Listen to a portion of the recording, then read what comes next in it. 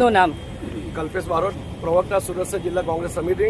આજે મહિલા કોંગ્રેસના ઉપક્રમે માંડરજા ખાતે ખાડી કિનારે સફાઈનો કાર્યક્રમ રાખવામાં આવ્યો છે। સુરત મહાનગરપાલિકાના અધિકારી હોય કે ભ્રષ્ટ ભાજપ શાસક હોય, માત્ર ટ્રાફિક રો વ્યસ્ત હોય ત્યારે સુરત શહેર કોંગ્રેસના આગેવાનો, મહિલા કોંગ્રેસની બહેનો આજે જાતે આ ખાડી કિનારે સફાઈ કરશે। અને અમે આપણી ચેનલના માધ્યમથી આ શહેરના ભાજપ શાસકોને કહેવા માગીએ છીએ કે દિન 4ની અંદર હાલમાં પણ જ્યાં ગંદકીના ઢગલા છે, જ્યાં પાણી ભરવાના કારણે જે ગંદકી ફેલાયેલી છે, સફાઈ કરવામાં ના આવશે તો આગામી 4 દિવસ બાદ અમારી મહિલા કોંગ્રેસની બહેનો એ તમામ જગ્યા બધી ગંદકીઓ ટ્રેક્ટરમાં ભરીને સુરત મહાનગરપાલિકાના દરવાજે ખાલી કરી આવશે અને જવાબદારી સુરત મહાનગરપાલિકાની રહેશે।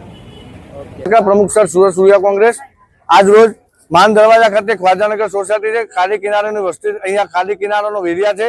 અહીંયા સુરતના પહેલા જ વરસાદની અંદર ખાડીના પૂર સુરતમાં બહુ મોટી અસરગ્રસ્ત વાળો વિસ્તાર છે। જ્યારે 5 દિવસથી લોકોના ઘરમાં પાણી હતા, એ ઉતર્યા બાદ આજે 5 દિવસથી કોઈ સફાઈ થઈ નથી।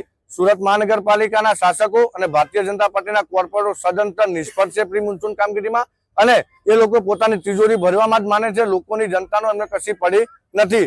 આવનારા સમયની અંદર શહેર કોંગ્રેસ, યુવા કોંગ્રેસ, મહિલા કોંગ્રેસ, રાજીવ ગાંધી પંચાયતી સંગઠનના સભ્યો સાથે કોંગ્રેસ પાર્ટીની વિચારધારા સાથે આ લોકોના તકલીફમાં ખભેથી ખભો મિલાવીને ઉભા રહેશું। સાફ સફાઈનું અભિયાન આજે ચાલુ કર્યું છે। આ તમામ વિસ્તારોમાં જ્યાં જ્યાં કચરો થયો એકઠા, એ બધો કચરો એક ટ્રેક્ટરમાં ભરી મહાનગરપાલિકાની કચેરીએ ઠલવવામાં આવશે। આજના ડિજિટલ યુગમાં MTV ગુજરાતી ન્યૂઝ ચેનલ આપના મોબાઈલમાં જોતા રહેવા માટે ઇન્સ્ટાગ્રામ પેજને ફોલો કરો અને YouTube ચેનલને સબસ્ક્રાઇબ કરો।